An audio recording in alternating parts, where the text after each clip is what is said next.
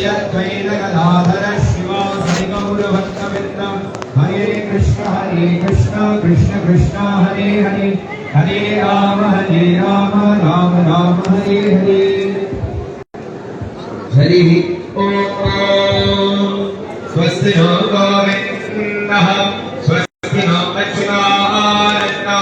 स्वस्ति नो वासुदेवो विष्णुर्दधातु स्वस्ति नो नारायणो नरो वै स्वस्ति नः पद्मनाभः पुरुषोत्तमो दधातु स्वस्ति नो विश्वक्सेनो विश्वेश्वरः स्वस्ति नो ऋषिकेशो हरिर्दधातु स्वस्ति नो वैनातेयो हरिः स्वस्ति नो अञ्जनासुतो हरिर्भागवतो दधातु स्वस्ति स्वस्ति सुभक्तैकेशो महान् श्री विष्णु सच्चिदानन्दगणः सर्वेश्वरेश्वरो दधातु ओम शान्ति शान्ति शान्तिः ओम वसुदेवसुतं देवं वत्सचाणूरमर्दनं शिवैश्वरमानन्दं कृष्णं वन्दे जगद्गुरुम् ओम आवाहयाभ्यां देवी त्वां त्रैलोक्यमातरं यस्य श्रवणमात्रेण सर्वपापप्रणाशनं त्वां देवी जगन्माता त्वमेव शिवोद्धरा गायत्री त्वं सावित्री गङ्गा त्वां सरस्वती आगच्छ देवी कल्याणी शुभभूतागृहाणि च वत्सेन सहितं मातापीं आवाहयाम्यहम् ओम चिन्तामणि प्रकरसत्मसुकलवृक्ष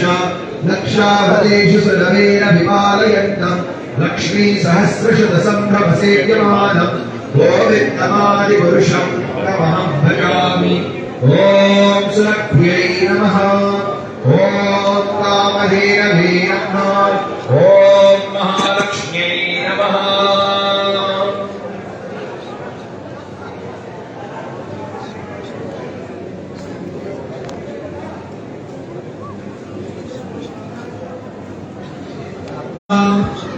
नासिकायां च श्रीदेवी ज्येष्ठवसति भामिनी चत्वारसागराः पूर्णा गवाम्येव पयोदने खुरमध्येषु गन्धर्वाः खुराग्रे कन्यकाश्रिताः पुराणां पश्चिमे भागे यक्षराणां गणास्मृताः श्रोणीतटेषु पितरो रोमलाङ्गलनाश्रिताः ऋषयो रोमकूपेषु शर्मण्येव प्रजापतिः हुङ्गारे चतुरो वेद हुं शब्दे च प्रजापतिः एवं विष्णुमयं गात्रं तासां भोक्ता स केशवः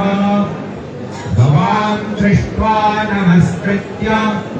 कृत्वा चैव प्रदक्षिणं भोक्ता सन्निहिता मम योगासस्य विशेषोऽस्ति हस्ता सम्पूर्णमात्रतः